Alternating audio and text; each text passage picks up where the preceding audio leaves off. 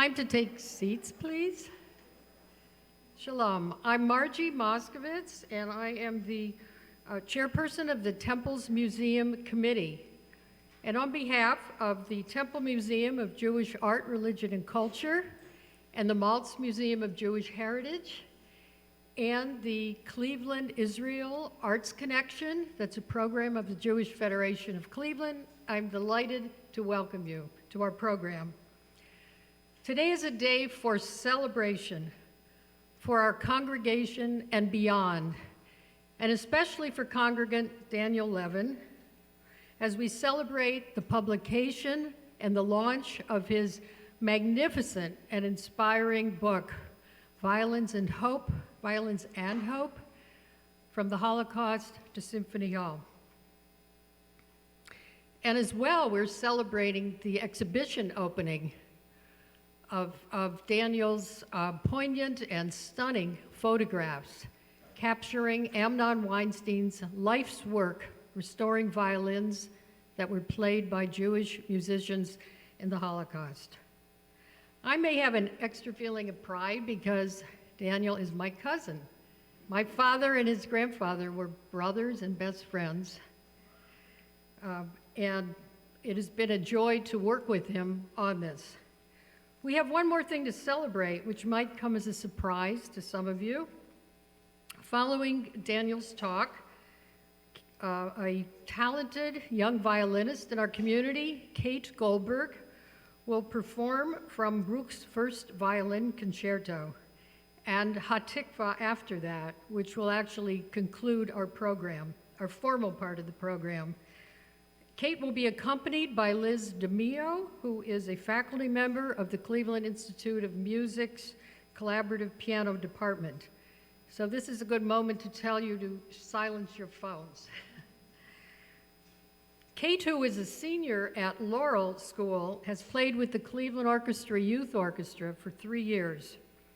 She had the honor of playing one of the Violins of Hope when they were in Cleveland for the opening of the Maltz Performing Arts Center. And I want to share with you her very touching words describing the experience when she played Hatikva for her grandparents and her family. These are Kate's words. Knowing the violin I held might have helped someone escape death in a camp was profoundly emotional. Being a violinist never meant so much to me. I loved carrying on a tradition of using music to bring hope, even in the midst of despair. And now it is my pleasure to call on our dynamic director of the Temple Museum of Jewish Art, Religion, and Culture, Sue Koletsky, who brought her skills and her heart to curating this exhibition with Daniel. Thank you.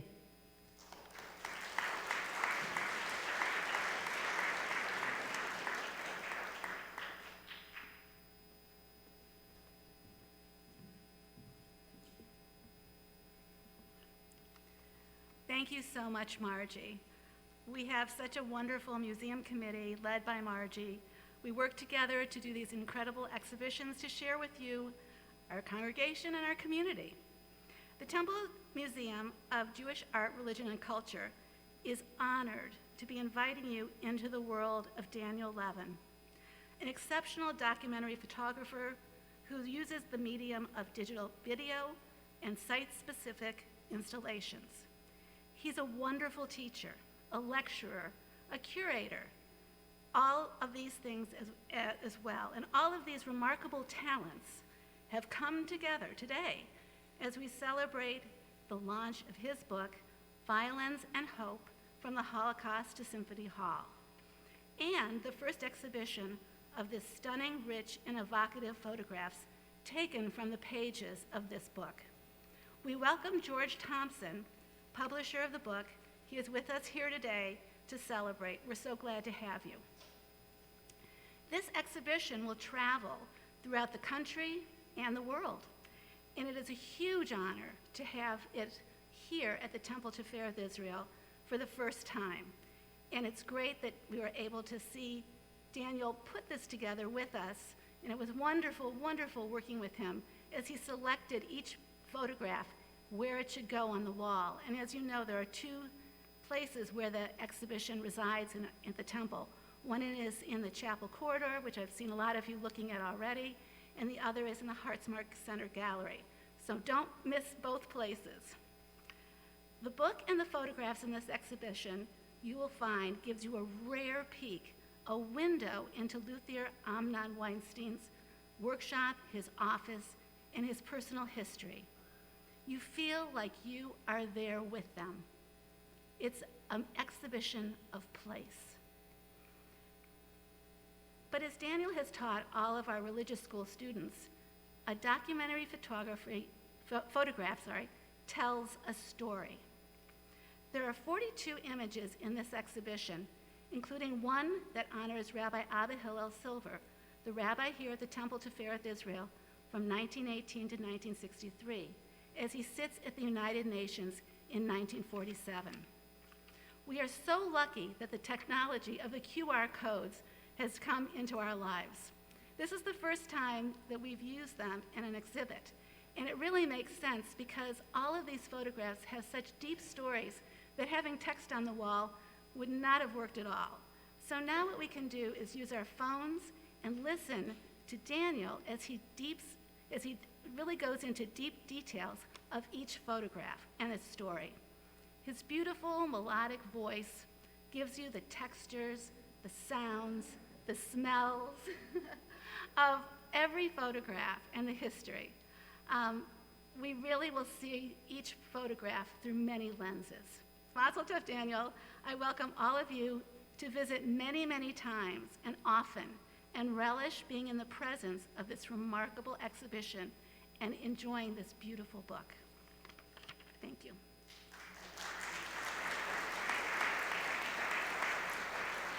And now it is my pleasure to introduce Jonathan Cohen, our senior rabbi.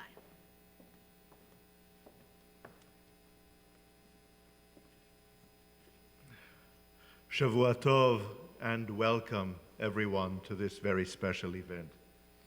Thank you, first of all, to our partners at the Maltz Museum of Jewish Heritage and at the Jewish Federation for enabling us to hold this very special event. And thank you to an amazing staff here at the Temple-Tifereth Israel that has helped and that has assisted us in putting all of this together. Everyone from our maintenance and operations staff to our communication staff to our museum staff to our amazing museum director, Sue Koletsky, and to Margie Moskowitz, who has been integral to putting this entire weekend's program together. This morning, I cheated. I went into the exhibition with a number of 7th grade students before the exhibition opened. And I showed them the exhibition and spoke to them about a number of the photographs. We held a 10-minute conversation about what it meant for a violin to have a Star of David engraved on it or a swastika engraved on it. Friends, hatred, discrimination, and anti-Semitism are not gone from the world. These are issues we contend with to this very day. And these issues are brought to life in Daniel Levin's remarkable artistry. As Sue Koletsky mentioned just now, the photographs, the 42 photographs, as well as artifacts sent to us by Amnon Weinstein from Israel, these bring to life the work of the violins, the finding of the violins, the restoration of the violins, the playing of the violins, but more importantly, the people behind the violins, the people behind the oppression, and the people behind the hope that these violins represent. Friends, we have been offered a rare opportunity here at the Temple-Tifereth Israel and our museum we have been offered an opportunity to show and exhibit the art of an extraordinary artist, an artist who's incorporated into his work not only a sense of place, of maps, of effects, of documents, of implements into his artistry, but an artist whose entire artistry, whose entire art, everything he does, from camera obscura to the more expressionist and effect and location related artistry and photography that he does, encompasses our concept, our notion, the very Jewish notion of tikkun olam, of the repair of the world. And our world needs repairing. And so, Daniel, you grace us. You honor us with your artistry and your photography.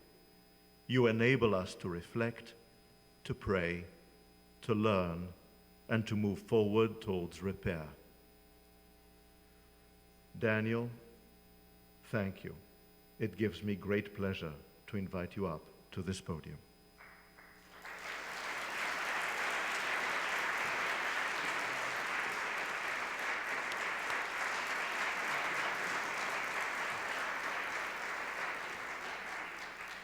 Hello. I'm humbled by all that. Thank you so much.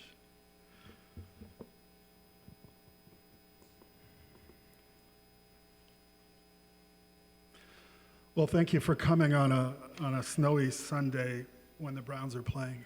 It's double generous of you.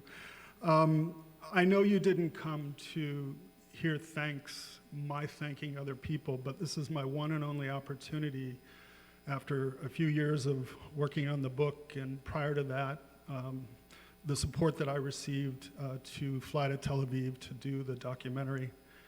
And since the book, help with the exhibition, I do have some really critical thanks. I'm going to try to make it poignant, but somewhat quick. I hope I don't forget anyone.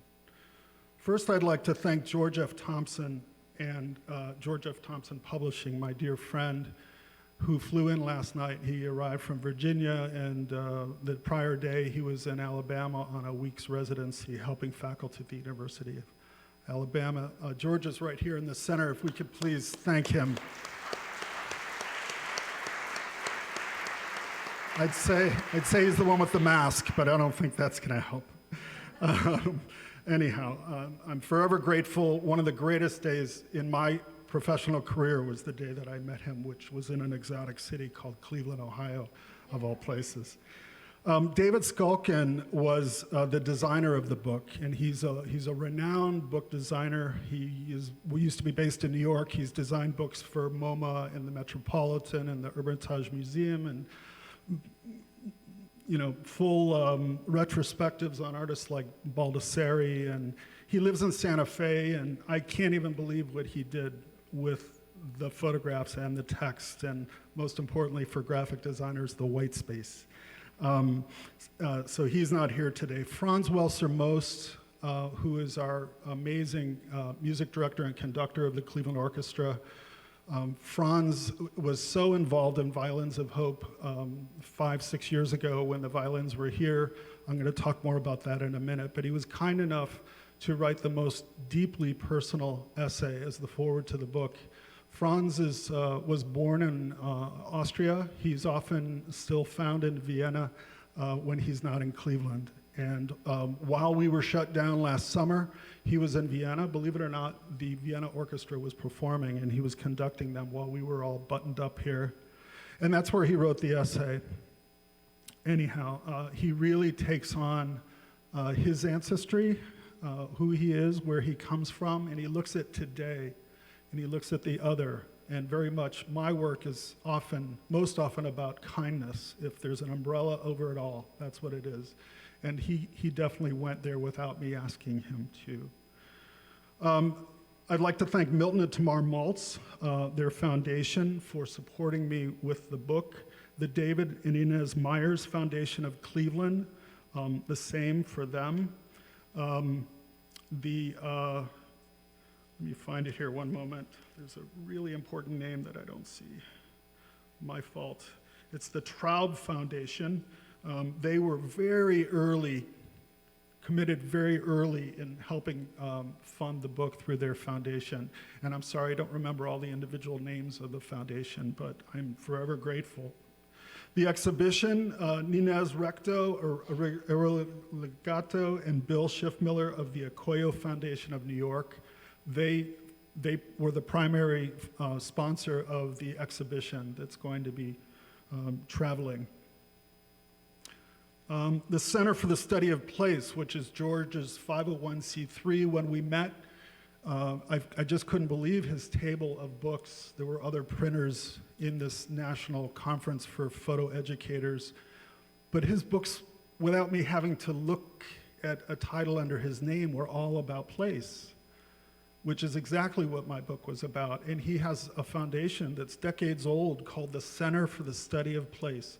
And every book that they put out is very high-end, thoughtful projects that are photo-based, books that are somehow involved in place.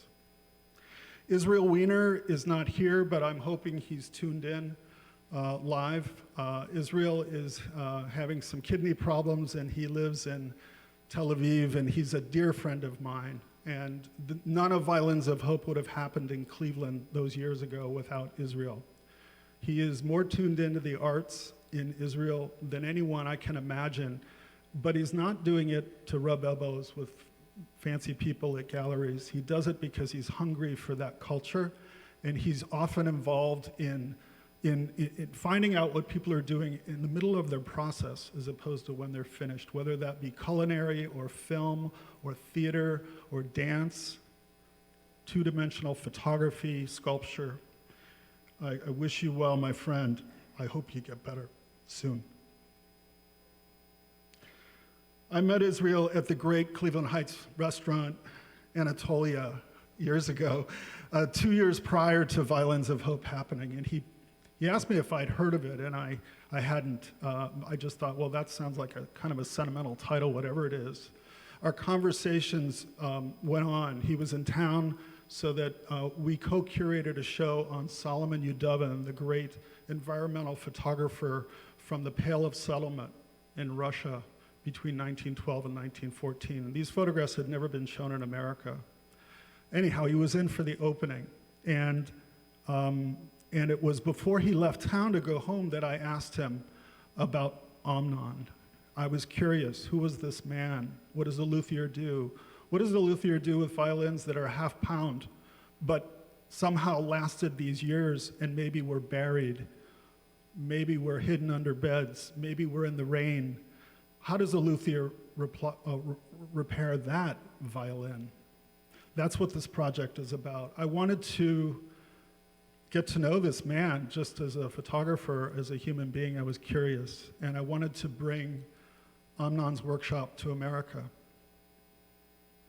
I want to continue to thank a few more people. Richard and Erica Hartman Horowitz, so supportive. Hetty Melgram. Hetty is a senior person at the Cleveland Jewish Federation, which is just a block away. And she was so integral in this whole project.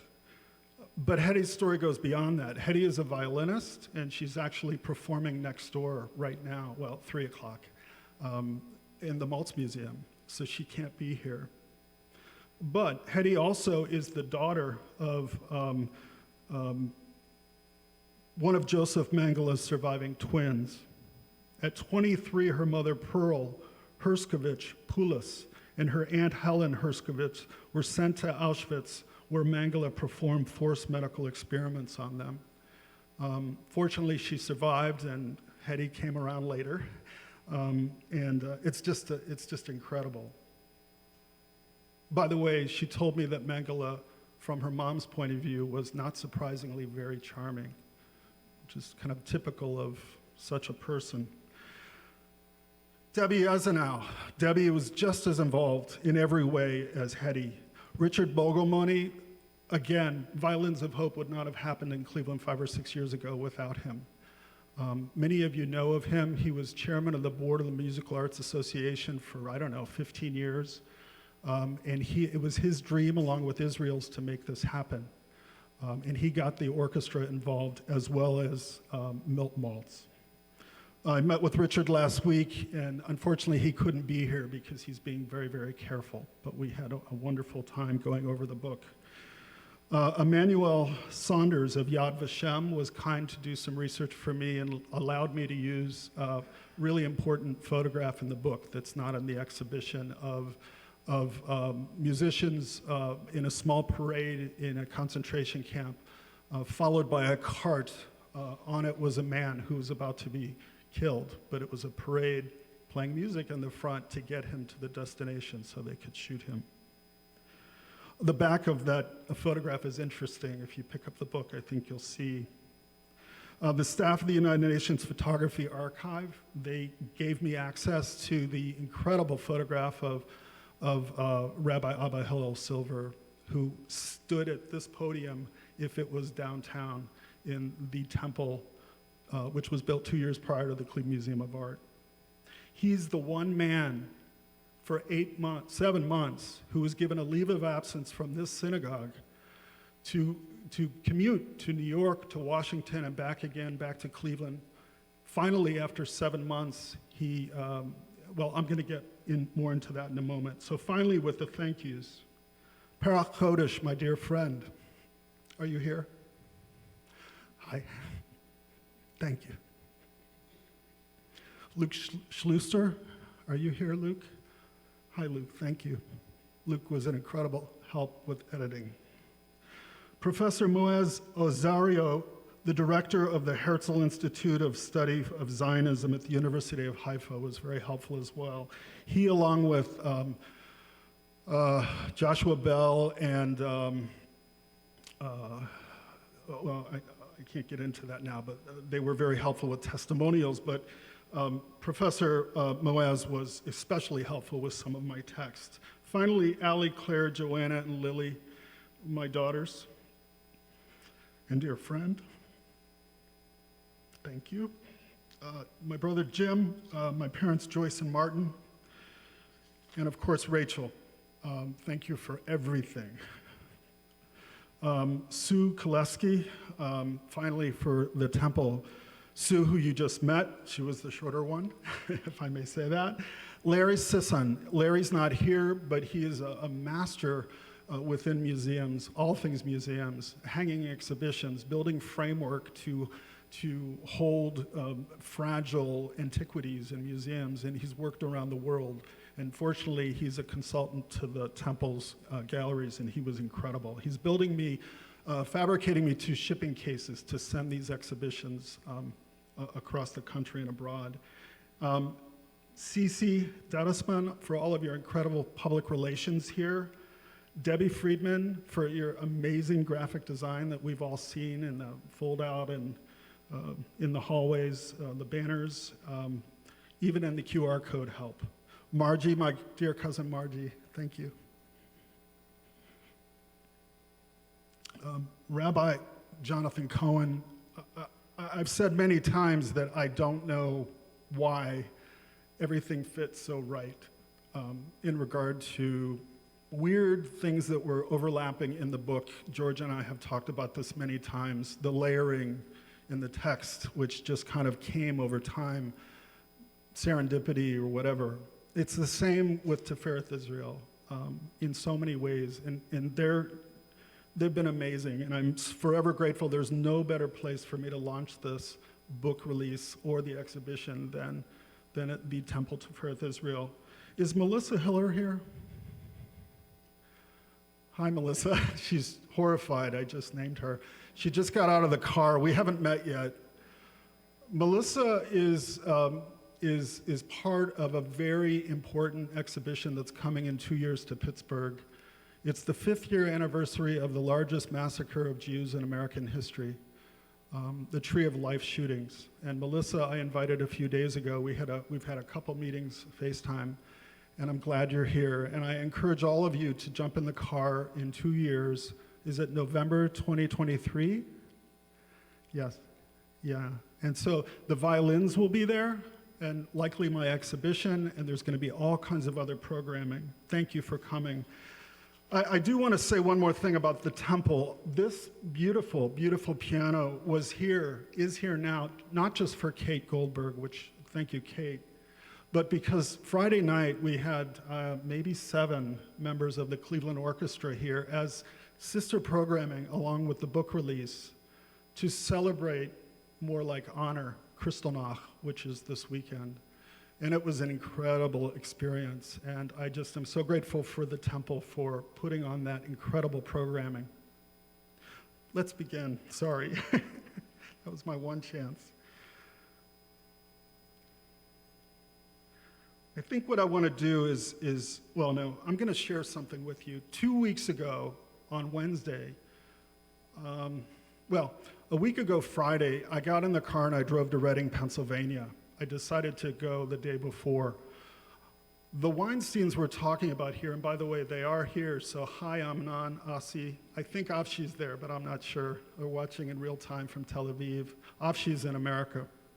Avshi had just come from Washington, D.C., and I met him in Reading, Pennsylvania, where he was about to put on 2 weeks of Violins of Hope programming with the violins. In that programming, in many cities, they may share up to 20,000 students the stories of the violin by going to schools. You know, there is a antidote to erasing history from public schools, and it's programming like this. And I'm deeply grateful to Amnon's vision and Avshi's. Avshi is a master luthier as well. He has a luthier workshop in Istanbul. That's where he lives most of the year when he's not here or at the workshop in Tel Aviv. So, why did I go? I wanted to give Avshi one of the first books because I shipped the other 2 to Amnon and Asi, his wife. And I just wanted to be in the room when at least one of them, maybe the most important Avshi, right? Got a chance to open it. He had just returned. We had dinner together and we had breakfast the next day, and then I drove home. He had just returned from Washington, D.C., where his father was given one of 2 awards by the Dutch government for the Anne Frank Award. And unfortunately, Amnon wasn't able to come, but Avshi received it for him. And it was in a beautiful private room of the Library of Congress.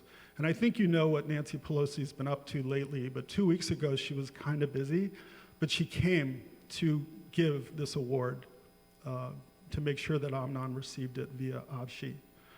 I'd like to share with you a small video that the ambassador's office of Holland put together. And I'm sorry to take this time, but the reason I'm doing this is really, it's thoughtful. It's because some people want to know if these violins, if this is still happening, if the violins are still coming to Amnon. And they are. They're coming all the time. It's incredible. And I think you'll see in this video, you'll see it happen before your eyes.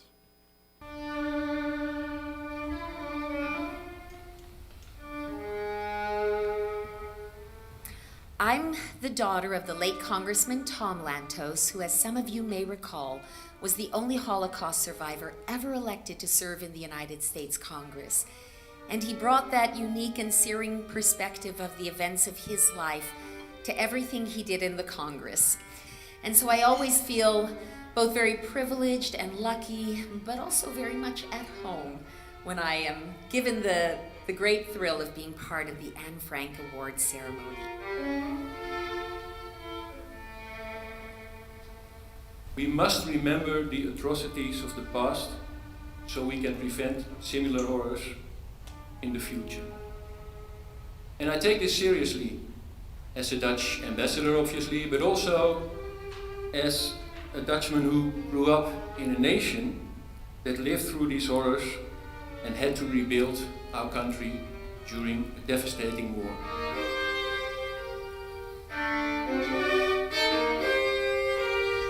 Anne Frank said, and I quote, I'm sure not for the first or last time this morning, "Human greatness does not lie in wealth or power, but in character and goodness." And I cannot imagine a more fitting message that embodies Congresswoman Lowy's spirit and conviction. It is her character and goodness that we are all so grateful for. Nita's one of the most sincere and gracious people with whom I've had the pleasure to work. But don't let her good manners and lovely smile fool you. She's tough as nails. Yet, as formidable and fierce as the chairwoman could be in fighting for her constituents, she's also a very modest person. I learned this first when a publication called In Style magazine released a list of the 50 most badass women of the year. I assured her that in Texas, being called a badass is as good a compliment as you can possibly get.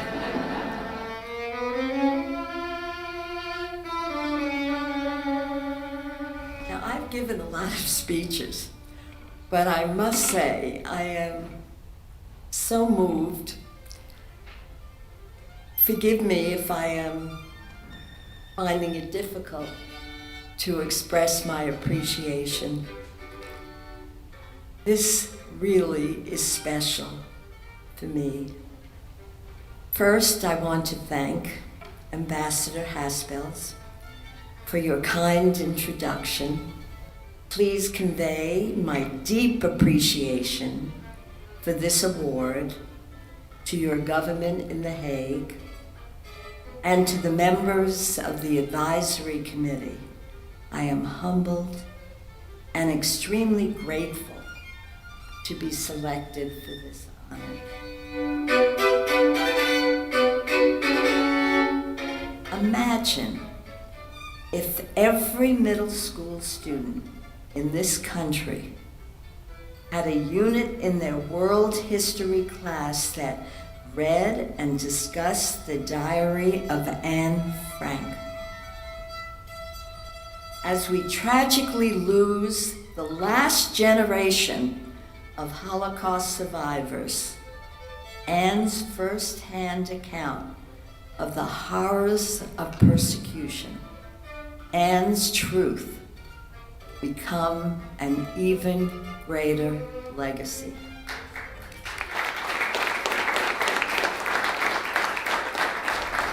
Amnon Weinstein has spent the last 2 decades locating and restoring violins that were played by Jewish musicians during the Holocaust. Although most of the musicians who originally played the instruments were silenced by the Holocaust, their voices and spirits live on through the violins that Amnon has lovingly restored. Avshi Weinstein is with us today to accept the Anne Frank Special Recognition Award on behalf of his father, Amnon Weinstein. Earlier, I spoke about my mother, Joyce Vanderveen, and I told you how she fled during the war and that the only thing she brought with her was her violin, which never left her side. Avshi, for all the good work that Violins of Hope does, for your ongoing commitment to tell the stories of these violins and their owners, I would like to donate my mother's violin to your collection. I can think of no better home for it, and I trust that in your capable hands, it will be cared for, played, and most importantly, that my mother's story and legacy will live on. Her violin has a shared history with the other violins in your collection, and I believe this is something that would have made my mother very happy.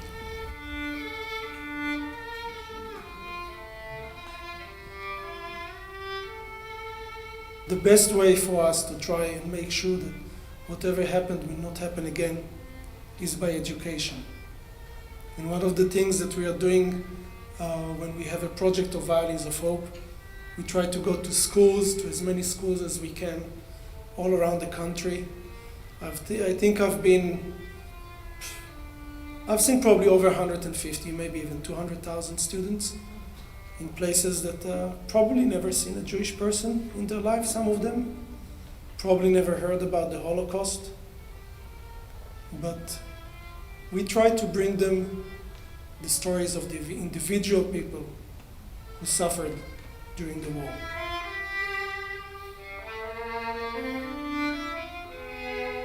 I deeply appreciate the invitation to participate in this tribute to Violins of Hope and to introduce the 3 violins that share a connection to my native country, the Netherlands.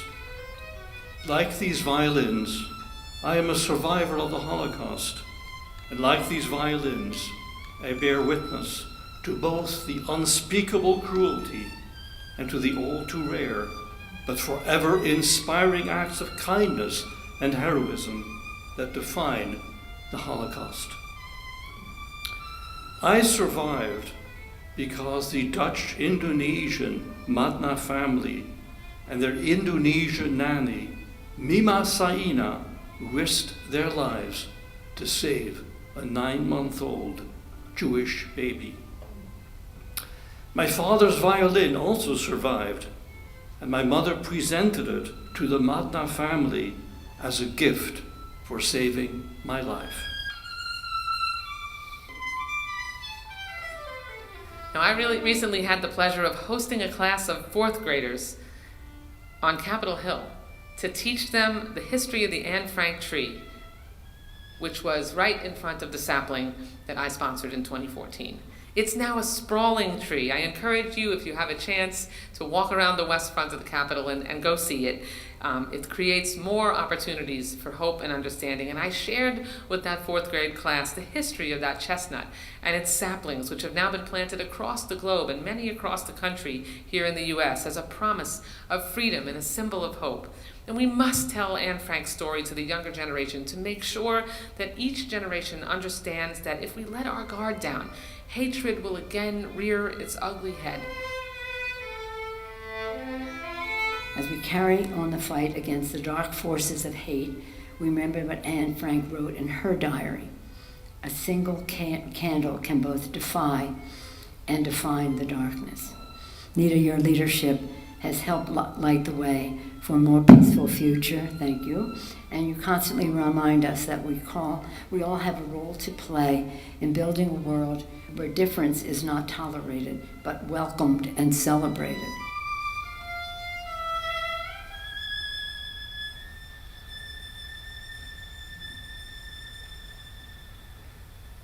All right, so there's not a lot of time left. Most importantly, the books are outside on display. There are 3. There are, I think, 24-ish that were special shipment, air shipment to Cleveland. 1,200 plus books are on a ship along with all of your refrigerators and silicone chips off Long Beach, California. Hopefully not. They actually are supposed to be at the distributor very soon on the East Coast. So I'm going to try to go through this very quickly. This is the cover of the book, and this is the Zimmerman Violin. Amnon's father was Moshe. He immigrated to Tel Aviv just before World War II. 100% of his parents' family were killed in the Holocaust, numbering into the hundreds. Zimmerman was his first luthier teacher. I think that was in Vilna. I'm not sure. It's in the book. Later, Moshe went on to study under great master luthiers in Cremona, Italy.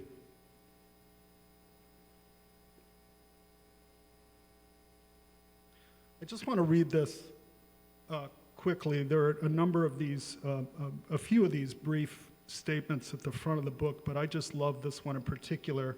Each time a man stands up for an ideal, or acts to improve the lot of others, or strikes out against injustice, he sends forth a tiny ripple of hope and crossing each other from a million different centers of energy and daring those ripples build a current which can sweep down the mightiest walls of oppression and resistance. Robert F. Kennedy, University of Cape Town, 1966. Probably a number of you have been to Tel Aviv. Tel Aviv is known as the White City. It is a UNESCO World Heritage Site because it has more Bauhaus buildings concentrated than anywhere in the world. It's a great irony that the Jews were fleeing Eastern and Western Europe. The ones that immigrated to Israel, many came to Tel Aviv and they settled in Bauhaus design, following strict design, Bauhaus principles, which were German design. It is a place that is celebrated, but there is a very strange irony there. Moshe moved to Israel 2 years after, Moshe and Golda, his wife, immigrated to Israel 2 years after this building was built across from the Tel Aviv Zoo on Ben Gurion. And that is their apartment above the entrance. So the sign is the address, and their apartment was above, and the workshop was going in the entrance, just make a couple twists and you're there.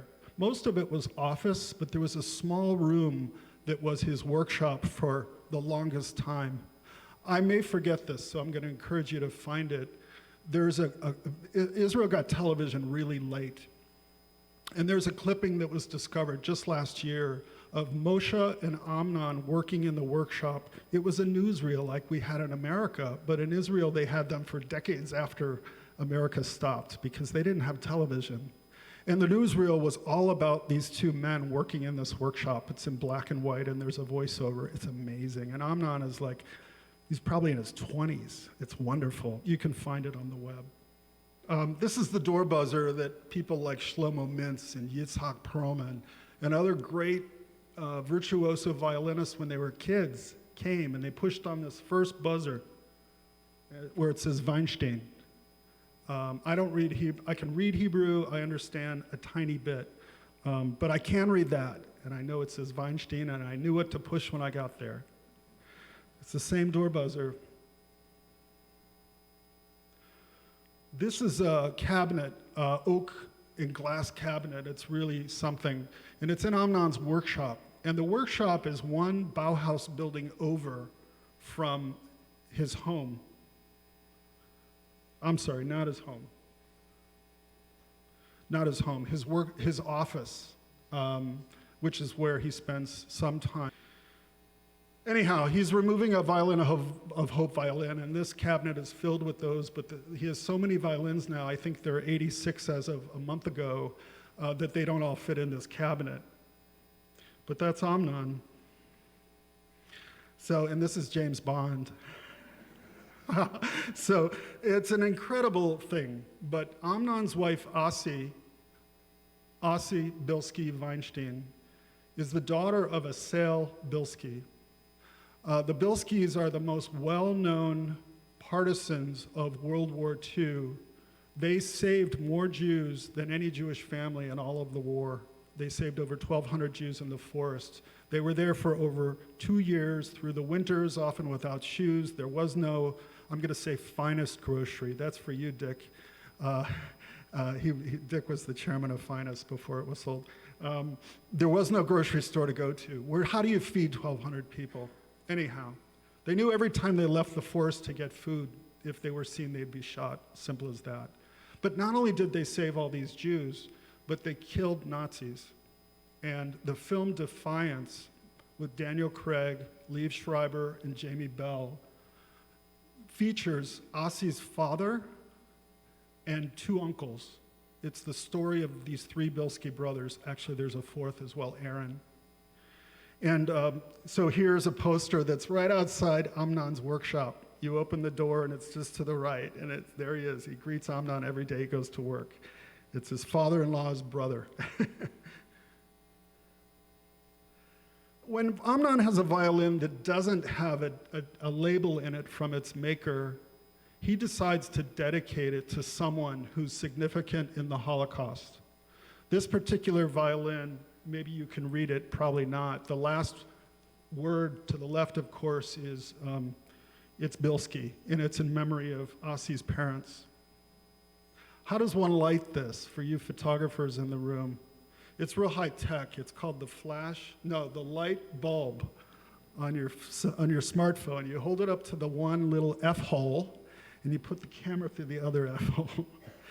And if you have hand tremors, it's a lot of fun. This is a finished, restored violin.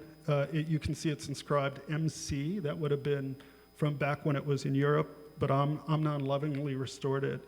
Every time a violin comes in, he tags it with a tag like this, and the tag signifies the date it arrived, who donated it, and any backstory that he knows of. And the tag stays with the violin, except for when it's being performed on. A bow, a frog.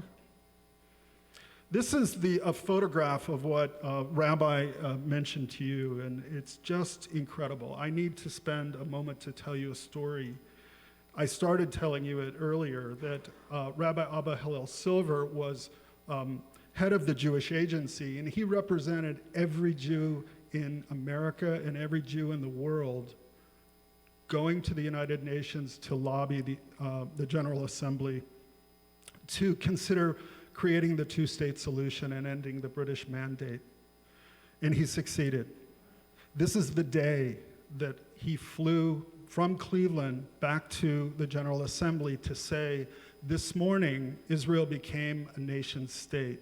Thank you, General Assembly. Notice there's a little lady behind him from Wisconsin. Camera left, that's Golda. She's listening to him. She wasn't prime minister yet. The UN gave me access to this and I restored it. This is Amnon at his desk with that cabinet in the background. This is the Auschwitz violin. The Auschwitz violin was owned by the founder of the Men's Orchestra of Auschwitz. It was later sold to a man in Washington, and I'm confusing two stories, but it was sold, I forget the man's name. It was sold to a man who heard about Amnon's, it was sold to a man by the owner after the war for $50. And he thought, well, maybe my son can learn on it. And then when he realized, it wasn't then, he was told the backstory right up front, and he was like, I can't have my son learn on this. Amnon found some ashes in this violin. So it was used during that whole man's time in Auschwitz. I got lucky in a couple ways. A couple things happened while I was there that I could have never predicted or even asked for. One is Amnon was asked by Foreign Minister Steinmeier of Germany on the 70th anniversary of the liberation of Auschwitz, would you please consider coming to Berlin so the Berliner Philharmonic can perform on some of the violins of hope? Now keep in mind Amnon's father's family story. Everyone was wiped out by the Germans. So as a metaphor, it's kind of incredible. Amnon agreed and came with some of these violins, and members of the Berliner performed on them. Afterwards, Steinmeier came up to him and asked, next time I'm in Tel Aviv, might I be allowed to come visit you in your workshop? And Amnon agreed and said that would be very nice. While I was there, I didn't know about any of that. While I was there, these three people showed up. It looks like two, but behind the tall man is a shorter woman. They're members of Foreign Minister Steinmeier's staff, and they're there the week before Steinmeier was to arrive to just check out security, doors, that kind of thing, and see what they would discuss. And I just couldn't believe I was there because, like Amnon, similar to Amnon, it's not as unbelievably tragic, but my family, the Peteshnikov family, the family that Margie, my cousin Margie this is that side, the whole family was wiped out, including a rabbi. So my being in that room, Amnon thinks that by the violins singing, they sing for the past owners. Those little marks on those violin, in art we call it index. Index is mark making, representing the past, representing use. It's a beautiful thing. He doesn't restore the violins to the point of getting rid of those marks. At any rate, he believes because those violins exist and they can be performed on and children can perform on them and some of the greatest musicians in the world perform on them, that Hitler didn't win. Simple as that. And so in a little way, I kind of felt that way. I didn't tell him that. It was something that was in my head. I couldn't believe I was standing in the room with the representatives of the German government there only because of the Holocaust and facing what they did, knowing that a whole side of my family was killed. This is Amnon unpacking a violin that arrived from Germany. I was fascinated by it. I will encourage you, because there's not a lot of time here, to use the QR codes to hear backstory on each of these photographs sometime. Come back if you'd like. But this was fascinating because unlike some violin, a lot of the violins Amnon has, he knows the stories. They're incredible stories. And I encourage you to also buy the book by Jay Grimes, Violins of Hope, as opposed to my book, Violins and Hope, From the Holocaust to Symphony Hall. It's a paperback book.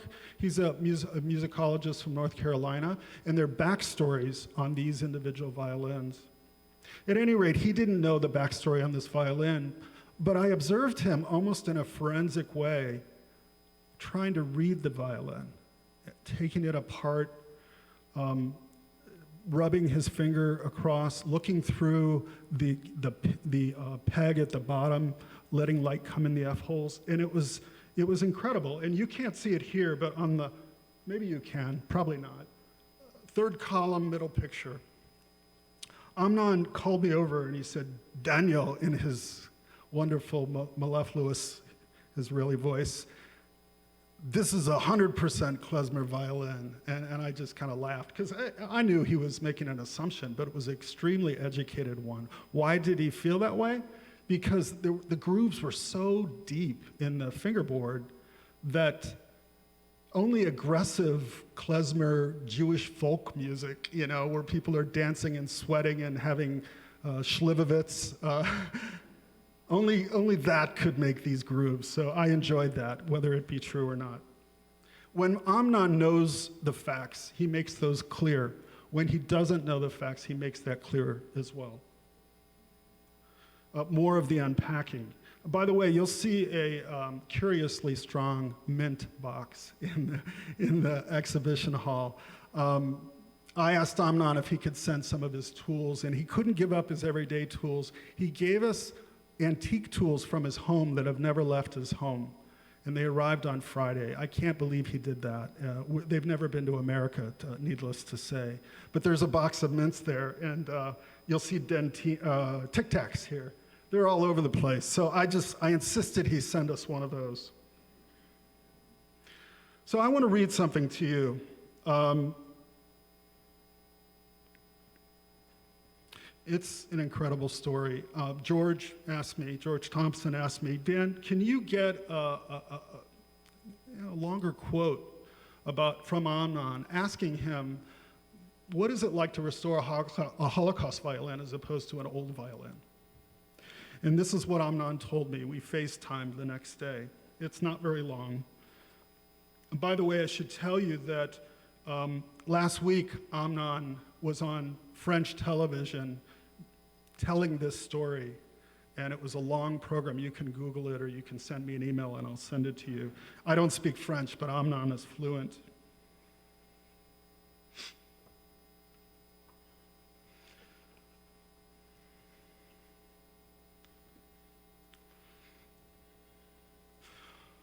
On November 16th, 2020, well, these are George's words. On November 16th, 2020, Daniel asked Amnon to comment on the process, in particular, how the restoration of a Holocaust violin compares to the repair and fine-tuning of an old violin that did not live through the Holocaust. These are Amnon's words. I cleaned this up a little bit, but I needed you to hear his accent. I needed you to hear his voice.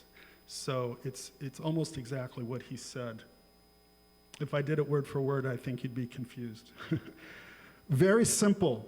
A Holocaust violin has history behind it, and the history is holding you back because you're doing something which is abnormal, of course. The violins that are coming from the Holocaust are in very bad shape, and a normal violin would never arrive in such shape, never ever, because the Holocaust violin owners could not keep them well. The violins from the concentration camps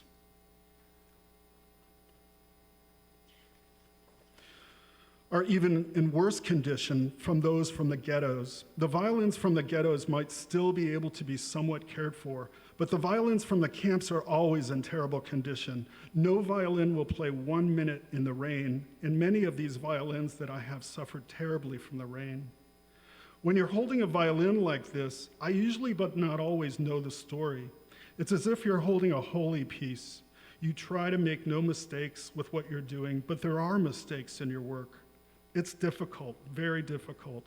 And usually I'm thinking about the people who played on this violin and the people who heard the music, both of them. Nothing is normal when you're doing this. It's too much weight. You know, for example, we're currently doing something on Israeli television with a violin that belonged to a Gentile French police officer who saved Jewish children in the Holocaust. His violin was in working condition because he was at home. Most Holocaust violins were outside. There had been 3 Jewish children, and their mother asked the couple to care for them. Eventually, the children didn't want to stay without their mother any longer, so the mother came back and got them.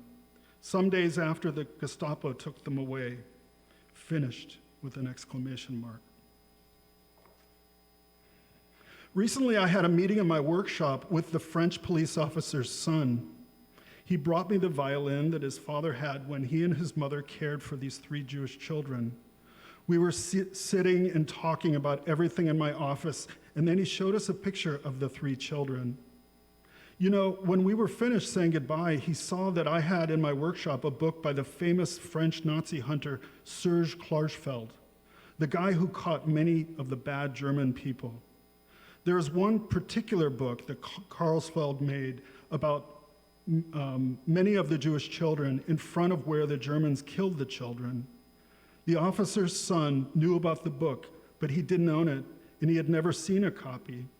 As he opened to look at it, as he saw it, boom, with an exclamation mark, he was pointing to the photo of the 3 kids, the children who his parents had cared for, the ones he told me about 5 minutes before. He was beginning to tremble. His wife, she didn't know what to do, and all of us, we had, well, you can imagine. I'm almost finished. My longest restoration so far took 1.5 years. Yeah, but usually it takes 3, 4, or 5 months. This violin from the French police officer's son took 1 week because it was in normal condition. When I have an instrument in front of me, I often let it just sit there for 1 month without touching it, but removed from its case. In time, I will open it. When he says open, he means open. He takes the front board off and opens it, as any luthier does when they make an instrument into what it can become. Often Amnon's instruments, I think it's safe to say, might even sound better today after he's worked on them than when they were new. They aren't necessarily high-end instruments, including the beautiful Star of David, Mother of Pearl violins. Violins weigh about 200 to 250 grams, about half a pound. That's without the fingerboard, the strings, and the pegs. It's nothing, but restoring a Holocaust violin, it's a lot of weight. To touch these instruments with the knife, to bring them back to life, it's a lot to think about. This is, I asked him, I need a picture. Don't just tell me that story. And he used his cell phone, and this is the cover of the book, and these are the kids.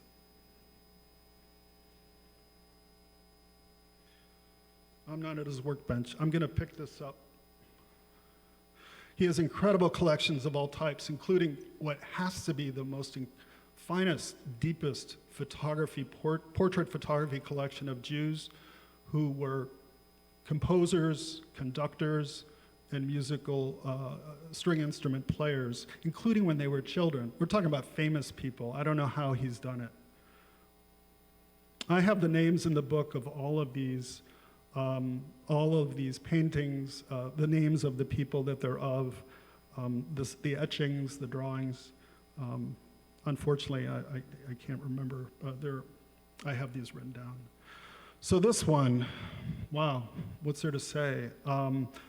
I know you want to know about it. I know we don't have much time, but I will tell you what is assumed, and it must be true.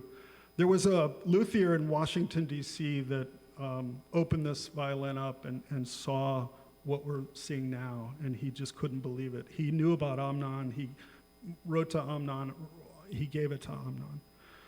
Amnon decided, and it only makes sense, that years ago in Europe, during the war, a Jew went to a luthier who was not Jewish to have their instrument repaired.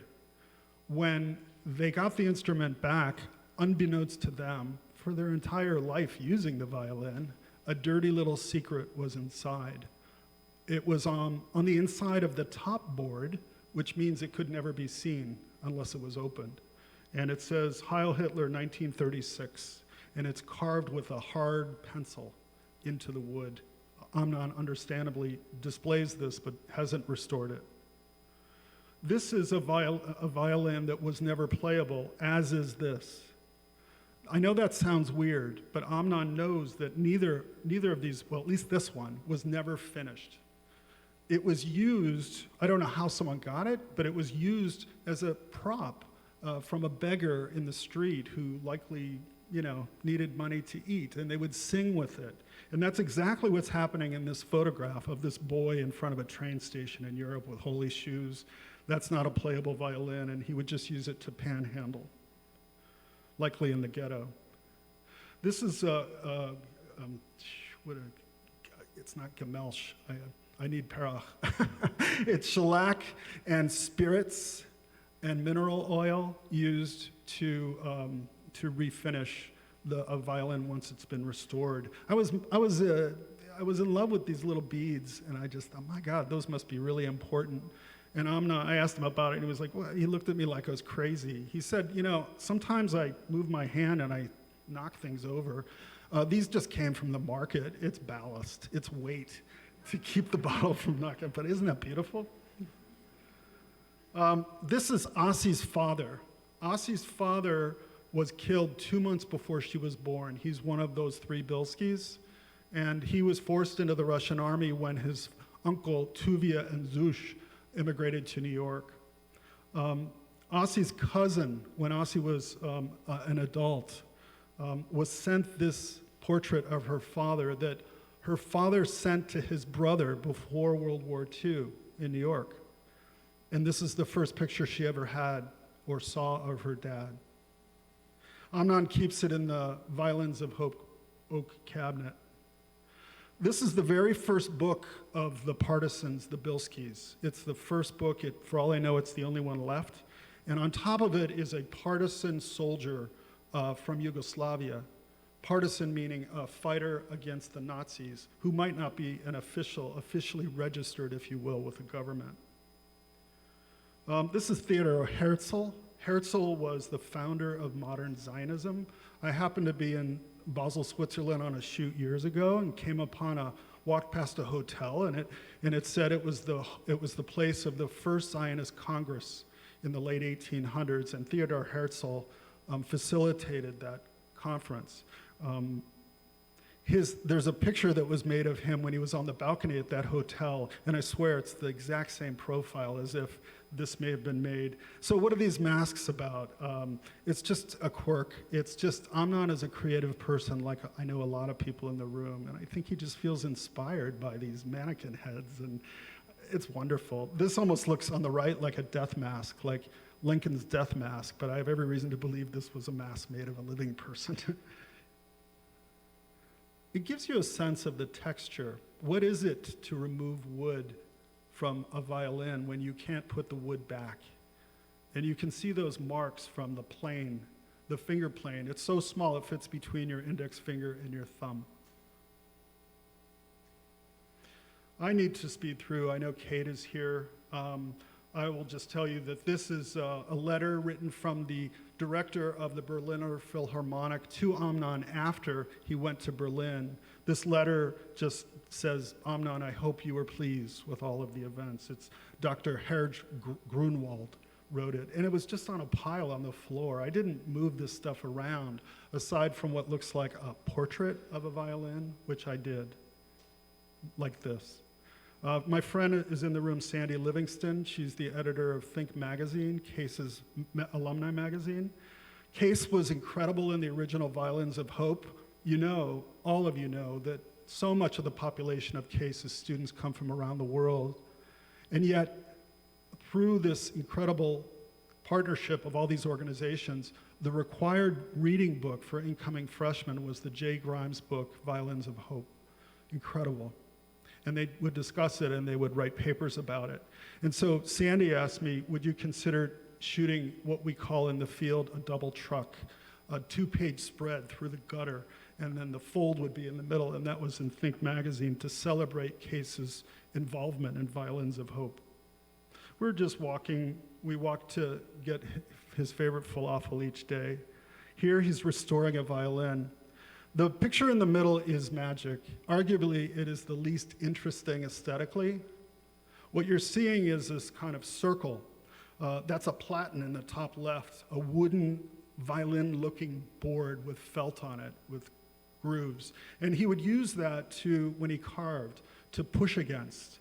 What's happening here is it's not exactly in the right order, but he takes a board, puts it up to his ear, taps, which is what you see in the middle.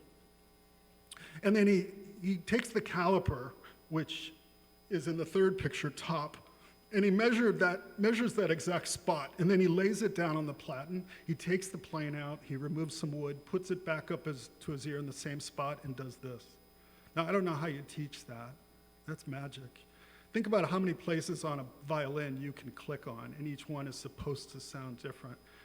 You may wonder, does he play the violin? He doesn't. He plays the viola and I think the trumpet. Oh, by the way, bottom left picture, when Papa gets a FaceTime from grandkid in Turkey, Papa answers the phone. So all work stops. This is a medallion commemorating the concert of the first 10, I don't think I mentioned this to you, the first 10 performances of the Palestine Philharmonic were conducted by the great Toscanini, who fled Italy because maybe I did mention that to you. At any rate, this medallion commemorates that. Those concerts were in Israel and Egypt, and he wouldn't accept a dime because he believed so much in the Jews having a homeland. This map commemorates that. I found these articles deep in the New York Times and got permission, unfortunately with money, to run this in my book. It is a review. The first article on the left is the day that Toscanini arrives in Jerusalem. The concert was in Tel Aviv. And then the next is the review after the first concert in the New York Times. I'm going to move forward. Amnon, on the way to the market, I went with him because he said, I don't see anyone on Friday mornings. I don't care what media it is from any country. And I said, fine, I'm going with you.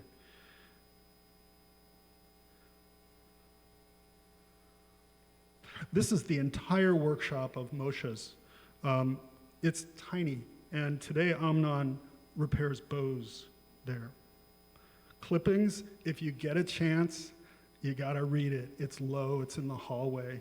I was with Sue last week, I think it was Sue, and we realized the clipping at the top was about archery, and it made no sense. All I can tell you is you must read it. Basically, the archer placed almost last in the world, and it was Amnon, and he's so proud. You gotta read it. The others are clippings from famous clients. This is a book, a page about, I think this is Zush, the uncle, first book on, these are not Jews, these are gypsies that are being forced to perform for Nazis on the street. Amnon tells me that the gypsies would be just as vulnerable to being shot as a Jew on the street. I'm sure they were scared to death. By the way, you may wonder what this surface is.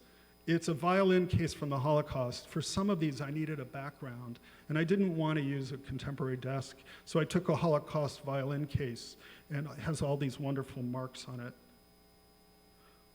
This is a carte de visite of Branislav Uberman as a boy, prior to his receiving the 1713 Stradivarius. That's a crazy story, no time now. Please listen to the audio if you get a chance. This has to be the only photograph of it, but he's the founder of the Palestine Philharmonic. That's from Amnon's desk looking at Moshe's workshop. So this is the same violin that Branislav Uberman got. And it's a crazy story. I'm going to conclude with this. I'm going to read you part of a page, and then Kate is coming up here, and she's going to rock our world. So this is about this violin, and it's about Uberman, and it's I call it a story, and you would think, all right, it's fiction. It's not fiction.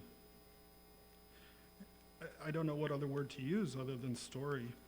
In the back of the book is an interview I held with Asi about her father and mother.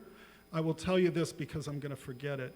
When I interviewed her, I asked her a number of questions. The one that just I didn't know what to say was, Asi, did your mom ever tell you stories about life in the forest and life as a partisan? And she said, Daniel, there is not enough time to tell you the stories. And I think for many of you and for me, that makes no sense. We know enough about war. Generally, people don't talk about it afterwards. But Asi explained to me that these were young people, these partisans, and it was scary as anything, but exciting as well, because they knew that they were the only Jews left in Europe. And if the Bilski partisans in the forest didn't survive, there would be no Jews left in Europe. They had no reason to believe there were. That's what they believed.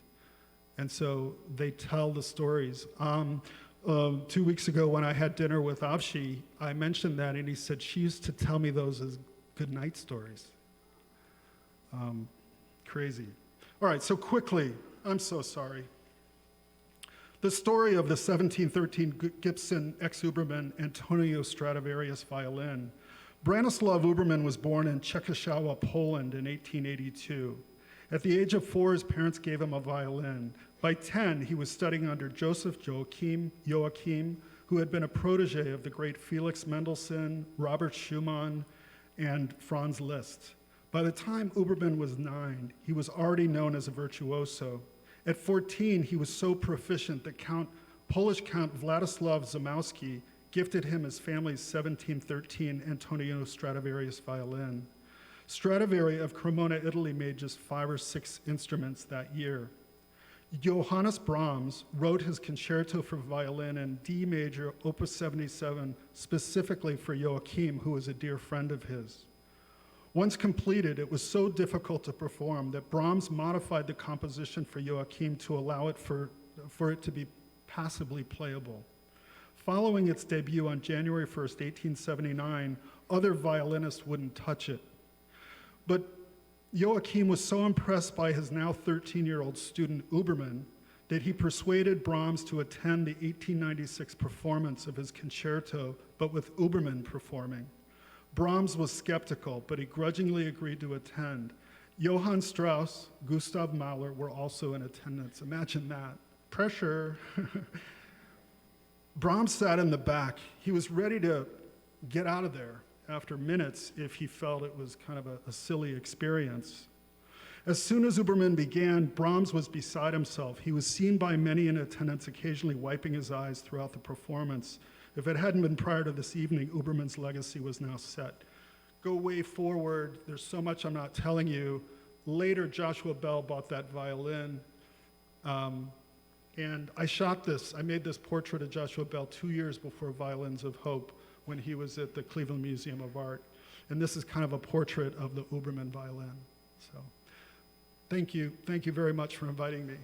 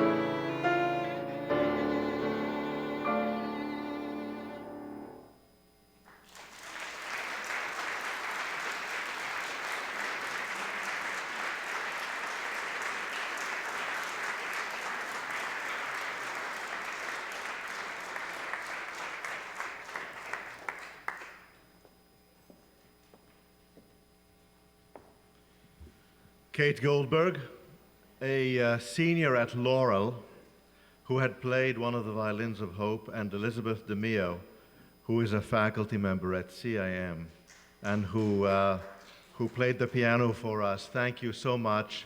Thank you for joining us. Friends, enjoy the exhibit, enjoy, look at it, come back, listen to the explanations on these photographs. Thank you so much for being with us, and may we merit a world of greater peace and comfort. All my best.